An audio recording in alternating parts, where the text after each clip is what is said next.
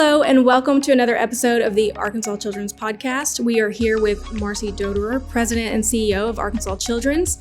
She's celebrating 10 years here at Arkansas Children's. Thank you for joining us today. Thank you so much for having me, Kristen. Glad to be here. Excited to share some of my story. 10 years, how does that feel? Pretty extraordinary. I don't think when I took the job that I certainly didn't have an end date in mind. I didn't stop to really think, oh, if you've been there 10 years, what will that feel like? So now that I'm sitting there, I'm thinking, holy cow, like 10 years, that's a lot. And we've accomplished an amazing amount of work. Awesome. We're going to call that one a bonus question because we have 10 questions for 10 years. And I didn't mean to ask that one. So we're going to start now. Number one. That was a practice question. Practice. That's okay. What sparked your interest in healthcare? Trying to find a professional path where I could blend heavy business skills, because I was very interested in business and was a finance undergrad, but actually wanted to be in a business that took care of people. Mm-hmm. I thought about healthcare early, but I didn't like science. And so I knew I didn't want to be a caregiver. I didn't want to take that pathway through school, and was really struck when I took an elective in business school called Healthcare as Business, and learned about all that happens in hospitals from a business perspective, and found it fascinating and changed my trajectory and pursued a career in healthcare. And the rest is history. The rest is history, 30 years later. Right. So you've held many leadership positions in healthcare. What draws you to pediatrics? I think it's really the power of walking the hallways of a pediatric hospital, and knowing that you are able to influence a life that really needs support by others. Adult healthcare is wonderful, and I spent a long time in adult healthcare. And taking care of adults is very fulfilling when people are sick or injured, and you can be part of a team that helps someone be healed or fixed or sent home in a better way than when they arrived. That's fulfilling on any level, regardless of the age of the patient. But children in our society are somewhat voiceless. They don't vote, and healthcare is really driven by the power of public policy. And so when you're in children's hospitals, there's this different motivation to do right by the child because maybe no one else will. And you think about a state like Arkansas, 700,000 children, we don't take care of all of them.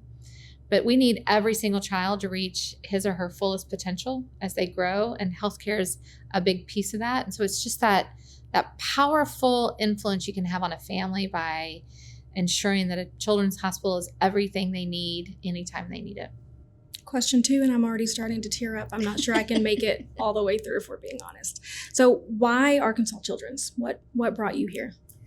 At first, it really was the timing. I was in a wonderful job in San Antonio, but was at a point of having spent my career in health systems that the draw of a freestanding children's hospital where everyone and everything was solely about caring for children was a big draw for me. And so there was a perfect timing in my own career, being ready for something new, being prepared for something new, that this job became available.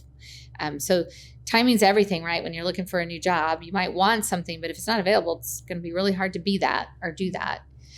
The power of Arkansas, though, the draw of Arkansas was pretty exciting, though, because I grew up in Little Rock. My family moved here when I was in 3rd grade for my dad to become the first fellowship-trained pediatric cardiologist in the state. So I went to high school here. I was a volunteer at Arkansas Children's.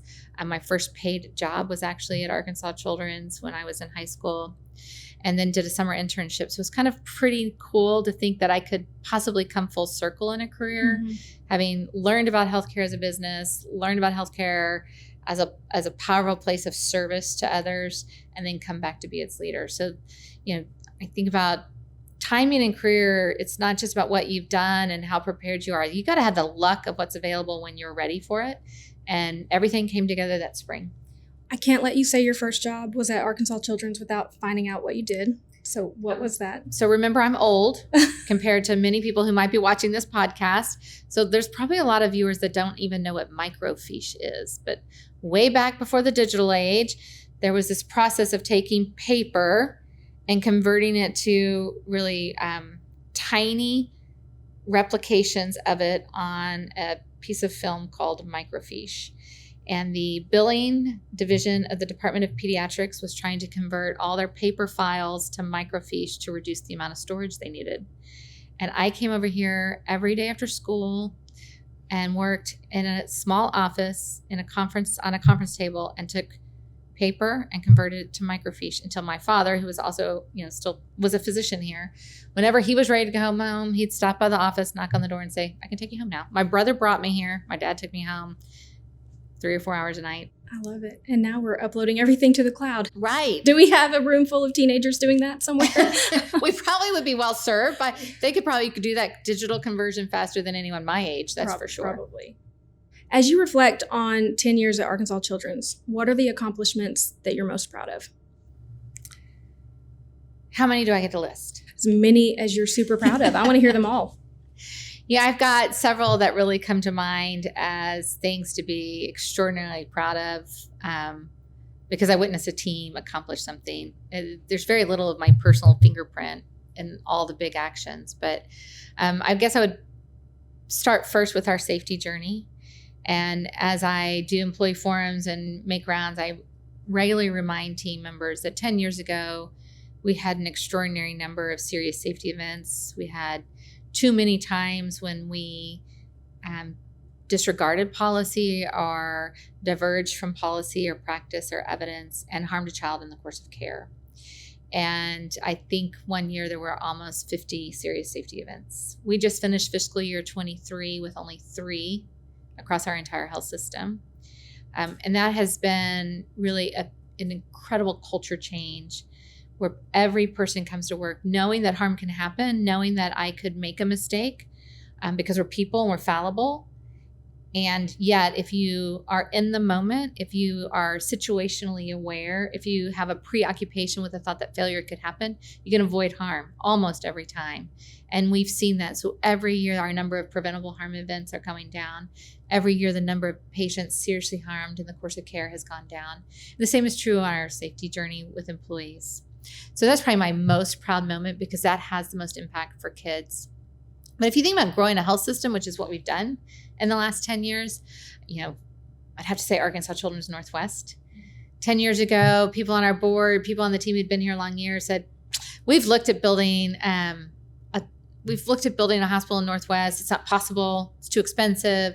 Not enough kids. There were all, a host of reasons why it couldn't be done then. And yet I could totally envision it. And so we spent a lot of time in 2015 and 2016 convincing and putting forth a plan that was our convincing tool to tell the board we could do this. And here we are 5 years later having a community hospital of AC&W that's doing things that, some found it hard to envision, but I could always see. And now we're going to put a shovel in the ground and make it bigger. Do you feel a bit of deja vu starting the building process over? A little bit, but it's a different team. And I think it'll actually be easier this time. We challenged and really stretched the system, the process of designing and building a hospital to its fullest because we did what was called a design build process, which meant we had dirt moving, we had steel going in the ground before we had actually fully designed the building. And so a design build means you're doing that at the same time. In management, we talk about that, we're going to build the airplane while we fly it. Well, we literally did that at Arkansas Children's Northwest. That makes my heart patter a little bit. Teams swore they would never do that again. So it will be a little slower pace than the first time. But we had the pressure to be first to market, and we were. You're going to design the airplane first this time. We are designing the airplane first before any shovel turns dirt. Good. That makes me feel. And was that a chaotic time in your life? It was very chaotic because I was very hands-on in that process while still operating, a 336-bed hospital down the street. So we were, and AC&W wasn't the only thing we were building. We were trying to figure out how to get deeper into the state. So we were planning for and envisioning Southwest Little Rock. We were trying to figure out how to make Jonesboro different than it was. We knew we'd have to move the Lowell Clinic into the hospital after we built the hospital. We were being really pushed to do something in South Arkansas, and that eventually came out as a Pine Bluff Clinic and a mobile dental clinic in El Dorado. So there were we couldn't just stop and build a hospital. We actually still had a hospital to run and an entire state to still figure out. That's an insight that I did not know about the building process of Northwest. So that's one I'm going to remember. Okay, so you've made an incredible impact on the people at Arkansas Children's. I will tell you a personal story. You've made an impact on me when I first started. The first time I met you, I was a little scared. Were you dressed as Elsa the first time we met? You were dressed as a mouse the first time we met. And I kind of credit that to my loosening up a little bit and leaning into the pediatric side of my job and the kids. And so you've made an impact on me. And today's my 2-year anniversary. Congratulations. So, glad you're here 2 years. You only have 8 more to go to reach me. I know. And the first time I met you as a mouse, you changed my trajectory. So what would you say to young leaders or people coming up in this type of world? What advice would you give to people starting a similar journey? Don't wear a mouse costume on your first day of work. We'll just start wear a mouse there. costume. Not your first Not day. the first day. But be willing to wear a mouse costume if it fits the time. That's yes. what I say. I think some of the best advice I received that I continue to pass along when I have an opportunity to mentor people, early careerists and people interested in healthcare is keep your mind open to the opportunity to do a variety of things. Never be so fixated on your path that you don't actually have space in your brain to welcome other opportunities. So, example, I knew I wanted to be in a pediatric healthcare environment from the day I went to graduate school. I didn't start there. I started in adult healthcare, a very large urban academic hospital in the Dallas area. Was eventually over the pediatric program, the women's and children's program there. And I was thinking, this is my path. I'm in women's and children's. I'll be able to get narrower to children's. I was reaching out to pediatric people. But I had an opportunity to be invited to go to rural Texas and help lead a 100-bed hospital in Paris, Texas. And that was not in my plan. That was not my path. But I can tell you in the 3 years we lived in Paris, I learned an incredible amount about leadership specifically, but also about hospital operations. Because in a small place, you wear many, many hats. You have to get in and roll up your sleeves and do some of the kind of menial tasks that might be called for on any given day. We spent 3 years there, and then I went from there to a children's hospital. And so I think being open to that kind of opportunity, either in the job you're in or because it's a different job, is probably the best thing you can do to gain the richest amount of experience that will lead you to your next job. Careers do not have to be linear. Mine says zigged and zagged, and it has paid off every time.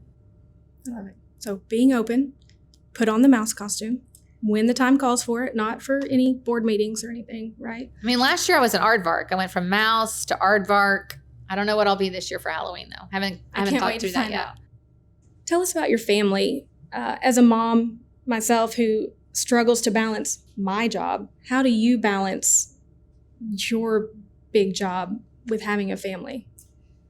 Kristen, you might consider my answer a bit contrarian because I don't think I conform to this thought that there is actually even a thing called work-life balance. I was actually asked to give a talk on that quite a few years ago, and I think I probably disappointed a group of several hundred women in a conference room. But, you know, people want to be able to put their life into quadrants. They think about squares or rectangles and very precise things. I would encourage you to think about that concept of work-life balance much more of a amoeba that morphs and shapes, and it doesn't have any sharp edges or hard corners and hard sides, because I think that's actually how life happens. There are all sorts of priorities a person is called upon to think about in their life, their personal life, their professional life, their personal life. If they have a family, it might be just extended family or a support group of friends. There might be a spiritual side to your world, that all of those are demanding time and attention. And it is really solely on the individual to decide what balance is for them. That's the world according to Marcy Doderer. That's not probably published in any book because I haven't read a lot about that. But so, I have the advantage. I have a true life blessing of an amazing partner in my husband. Mark. We've been married 33 years, and we approached life as a partnership. And so at various points in time, we shared our roles, the traditional home roles differently. But I have spent more hours at work than I ever spent at home. There's no doubt about that. My ideal work day is 7 a.m. to 6 p.m. And I follow that most days of the week. I give myself a little grace on Friday afternoons. But at the same time, I was able to attend almost every gymnastics meet, swim meet. That was the one I wish I could have had work to avoid because swim meets are boring, but I went anyway. Piano recitals, harp recitals, orchestra events. And, I made it work. And my husband is a huge part of that. Luckily for me, he loves to cook and he does that. And he doesn't mind grocery shopping and he does that. But it's not because he didn't do anything but stay at home. In the meantime, he got a master's degree and a PhD and was a postdoc in a cancer research center and then taught at the university level in Texas and in Arkansas. So he didn't become that stay-at-home dad only. But there are sacrifices you make, and I think there are times you have to make a choice. There's no doubt, but it needs to be your choice, Kristen. It needs to be Marcy's choice. It shouldn't be dictated by some conforming view that social media puts out there for you. Like I said, I'm being very contrarian on That's okay. mic, on camera. I think but that's my personal view. This view needs to be pushed out so much that it is the new view, because I think we were raised to think, and you can do it all if you just do it right. If you find the balance and do it this way that they're telling us to on social media, everything will be perfect. But I much prefer the story of it's never going to be perfect. Find your own balance. I had a lot of conversations with my daughters. They knew what I did. And you know what? They're probably two of my largest cheerleaders for having achieved a CEO seat in a world where there aren't very many women. And they will tell you they're incredibly proud of their mom for what she did and that I was a very present mom. I think it's really important for me to instill in leaders that if you take on a leadership role, you actually have to take that seriously. And yes, family should come first. I do believe family comes first, but it also should not be at the expense of being an extraordinarily successful leader in whatever it is you're doing.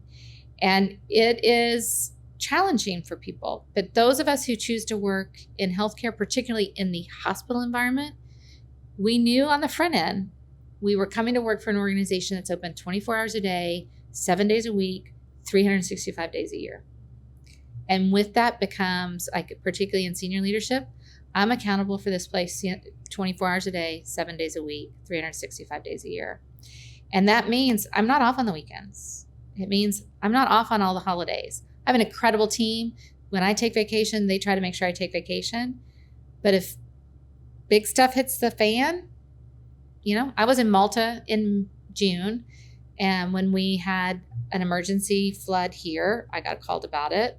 We had events, and I still needed to be present. And it's I knew that going in. I knew that I would not work 8 to 5 or 9 to 5 and never have to connect when I got home. But I knew that going in, and I wanted it. And I can't imagine not having that. And you do very well at it. So 10 years of being available and being here for the kids of Arkansas, I think that's But I'm pretty practiced about not doing heavy work at home. Yeah. And I occasionally do email in the evenings, but not a lot of it. I actually don't think email is work. That's also probably a contrarian view. I think if you're just cleaning out your inbox, you choose to do that at 9 o'clock at home, that's on you. That's not on us. I view email kind of like another social media site where I'm just like scrolling and, sorting. Yeah, I agree. You said you had 2 daughters. Tell me about your girls. I have 2 extraordinary young adult daughters because they're growing up faster than I can imagine.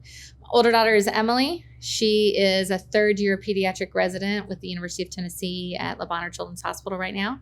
She's married. Her husband is a psychiatry resident with the University of Tennessee. So 2-doctor family, deep in their training, ready to find their path, expecting their first baby. so excited. So I'm going to get to add a title I love in the coming months as the best grandmother title, of some sort. I don't have my name. Don't ask that question because I don't know what they're going to call me. There are so many to choose from these days. It won't be Granny and it won't be Grandma or Meemaw. I've excluded some. Write that down. Katie, my younger daughter, is 25. She is a school teacher in Chicago. She has a master's in music education and is taking a new job with the coming school year. So she will be a 6th and 7th grade orchestra conductor and a 4th and 5th grade strings teacher. So she's got the patience of a saint, I'm hearing. Maybe. She is an artist to her core. My daughters could not be more different, which is what makes them wonderful.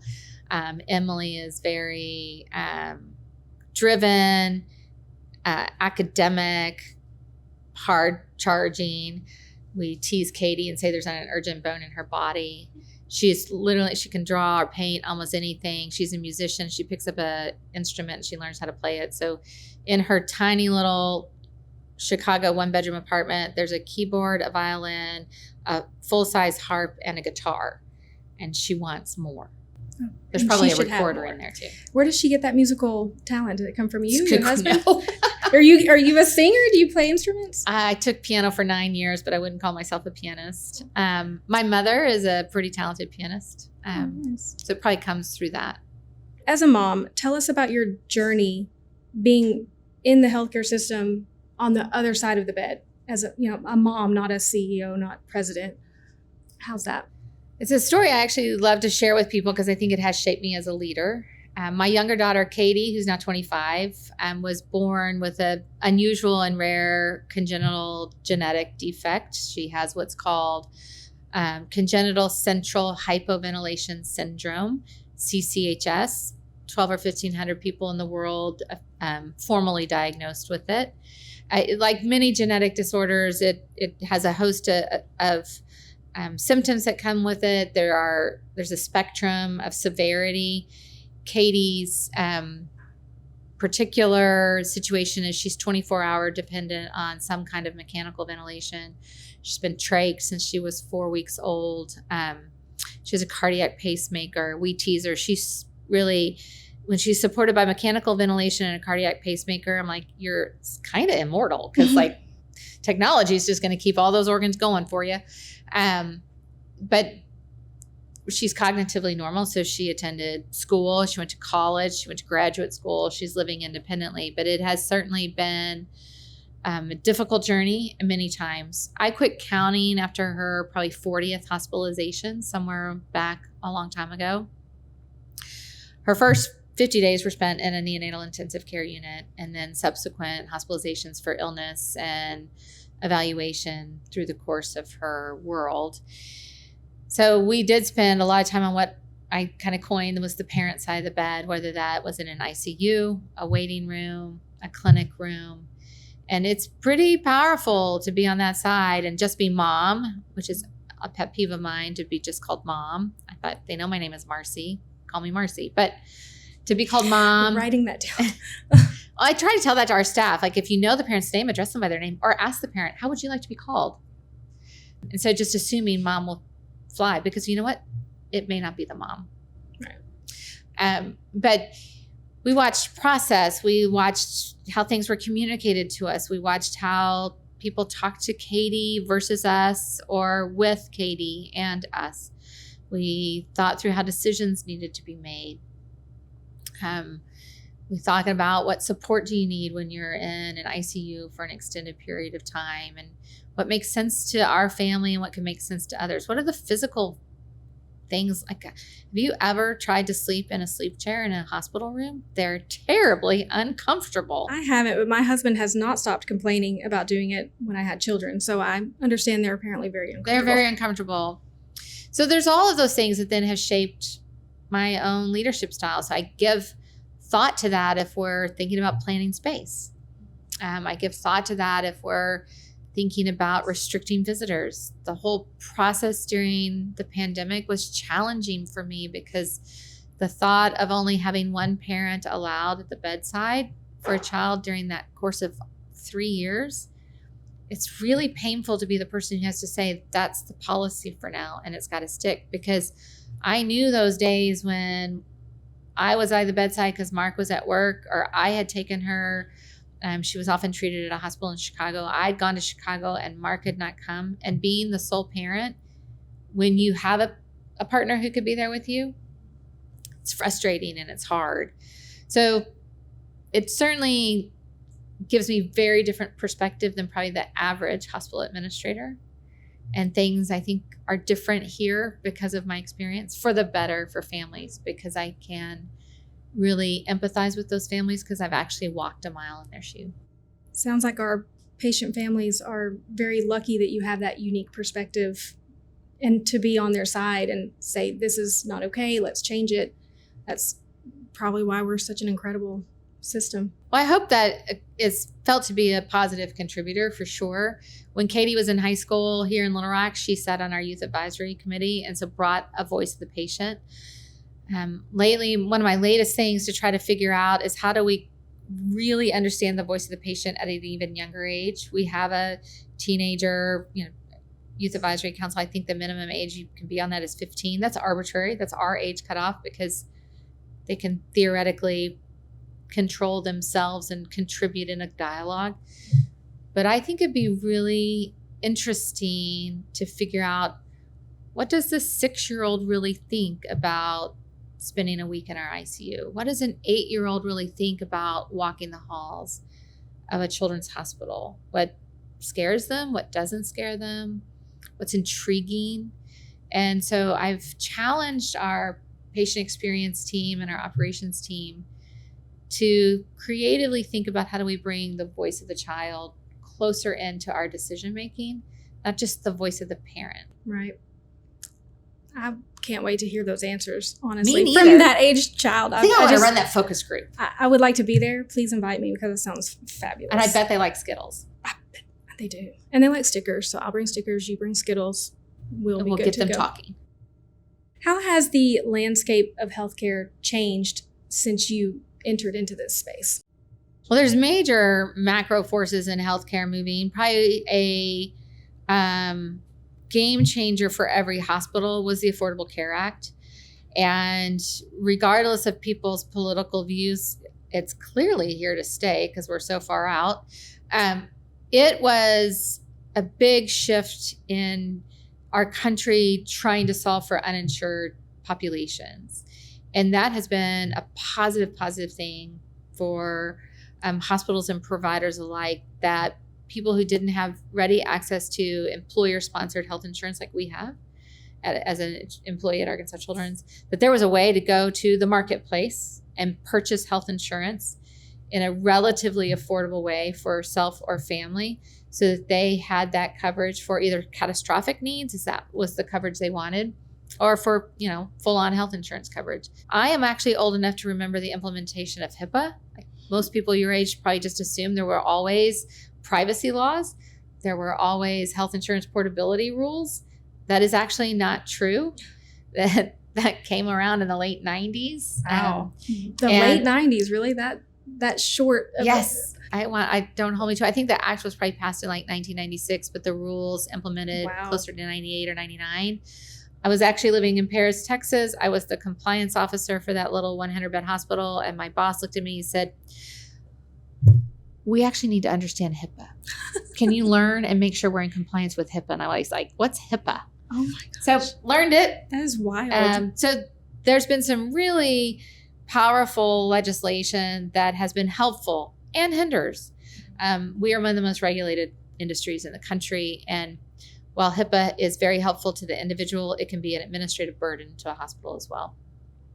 There's been shifts in payment mechanisms that have been a bit of a whiplash. The whole industry thought we were moving fully to value-based payment, which meant we were going to really be paid to keep people well, not take care of sick people. That actually hasn't materialized in the way it was envisioned 10 years ago. Medical devices are changing how we deliver care every day. The technology is extraordinary that comes into play. So there's so many things happening at the macro level. On the micro level, there are challenges that I never thought we would experience in the deepest way like we are right now around the workforce. And though there were probably good early warning signs about what was happening to our workforce as a country in all sectors, not just healthcare, I'm not sure any business person really recognized those early warning signals. And in 2022, the labor market really fell apart for almost every industry, but in healthcare in particular. We saw a mass wave of retirements post-pandemic or mid to post-pandemic, people opting out of the workforce for many various reasons. You layer that with new immigration laws. I've never been in such a challenging place as to find employees of all types. And we talk a lot about the nursing shortage because it's so acute, and it's the reason hospitals exist is to deliver nursing care. But we are struggling to find the right number of staff accountants, radiology, ultrasound techs, payroll clerks.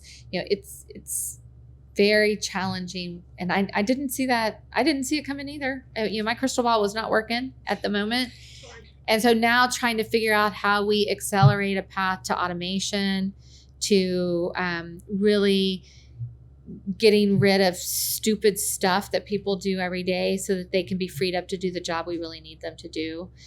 There's some really great success stories happening at Arkansas Children's to that end right now that will help us when there are fewer people to do the work. We want the people who are here doing the right work. So if you can automate something and this is a real example, we won't go into the details, but a new project came out of finance. We eliminated 1,600 man hours in our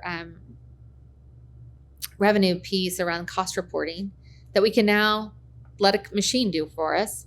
So Cindy Hill's team can do the real work of data analytics, and they're not spending time being data manipulators.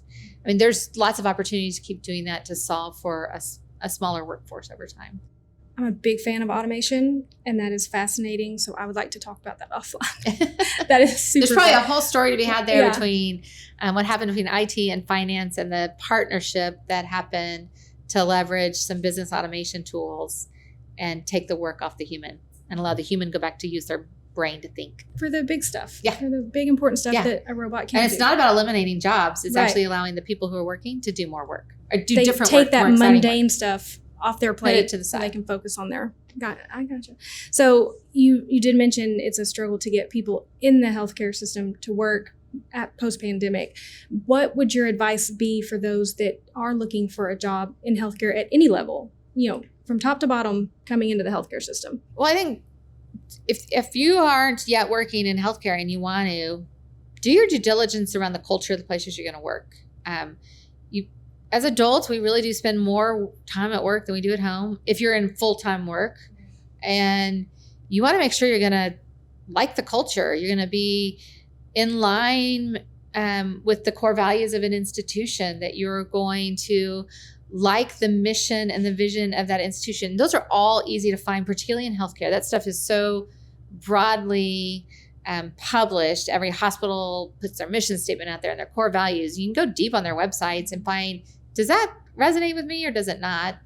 And then find some people who work there and talk to them. Ask them what it's like.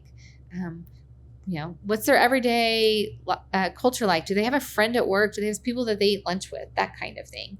Because you're going to want to find the place that'll be the right fit so that you're not job hopping. Because job hopping never looks good on a resume 10 years later. It may feel right in the moment, but if you look back in 10 years and you've worked in 5 or 6 places in 10 years, at some point that becomes a career limiting move for the most part. I think Arkansas Children's has tremendous things to offer people of all kinds of career trajectories. I believe our core values really do fundamentally tell you who we are as a person, as an organization, and the people who work here. And we are committed to making sure we live out those core values with each other every day. That's important to me. I grew up in leadership in a values-driven institution and try to replicate that here because I think that speaks to the human side of all of us and not just makes us kind of Robotrons when we come to work. And I think then be open to different kinds of jobs that you might not have thought were yours. Healthcare speaks a different language, and so our job titles might not always speak to what the job is. And so be curious, discover what that means. Ask a lot of questions. I don't think I ever really fully understood what a work culture was until I started here, and it is very much a great culture to be in. I think I talk to a lot of people, and almost every person I speak to has an Arkansas Children's story, something that ties them back here, whether it was a child or their parent worked here or their friend's kid was here. Almost everybody has an emotional pull to this system, and I think that's wonderful because it gives you a lot of really passionate people that Right. We talk about our around. why. What is your why? And I think any person should have that, regardless of where they work. There is something about healthcare almost being a calling. People are drawn to this kind of institution. And I think it goes back to the first question you asked me, why healthcare? It's this incredible marriage of complex business, complex science, that can't be delivered well unless the heart's in the middle of that. And that there really are people at the core of everything we do. And I think that's what makes healthcare a really special place to work. Yes. I've got one last question for you. It's my favorite to ask, and I'm super excited to ask you. What is your favorite part about your job? What do you love about it? So much. I mean, I just love my job every day. Well, 99% of the days. I mean, there probably are some days that I'm not so excited about my job, but people, I'm a people person. And so when my day involves getting out of my office and seeing different people, even if it's still all meetings, but if they take place in different places in the hospital such that I get to walk around and see people, I love that because people will, something about me, people are willing to share the unvarnished truth with me. So I learned the good, the bad, and the ugly about Arkansas Children's pretty easily just by walking the halls. And you can put an exclamation point on it, though, when you have the opportunity to see a child in the moment. So yesterday, I was walking back through the South Wing. I was on the second floor at the registration desk, and a young couple was holding their little toddler. I would put her at 12 or 14 months, dressed in this adorable little pink dress. And the toddler wanted down, and the mom set her on the counter. And she toddled right over to the registration clerk, crawled in her desk, on her lap, put her arm around her, and wanted to do the work of the day. Oh my goodness. And our team member, of course, welcomed the child, did a little bit and said, can we go get you some artwork right now so I can finish my, took her over, got the arts and crafts, handed the child back to mom, and was able to finish her work. And when you see that emotion, that's what we want our team members to do. Accept that child, be the child, but then, redirect the child so that you can actually still do your work. And it was done with glorious smiles on everyone's faces. And that's what I like seeing every day. Marcy, thank you so much for joining us. Congratulations on 10 years. We've been lucky to have you, and we appreciate you being on the show today. Thank you so much for having me. Let me tell a little bit about my story. You can see a little bit of it inside of me, and it's been an extraordinary 10 years. I'm really looking forward to our future. We got a lot more to do, though. Awesome. Thank you. Thank you guys for joining us, and we will see you next time.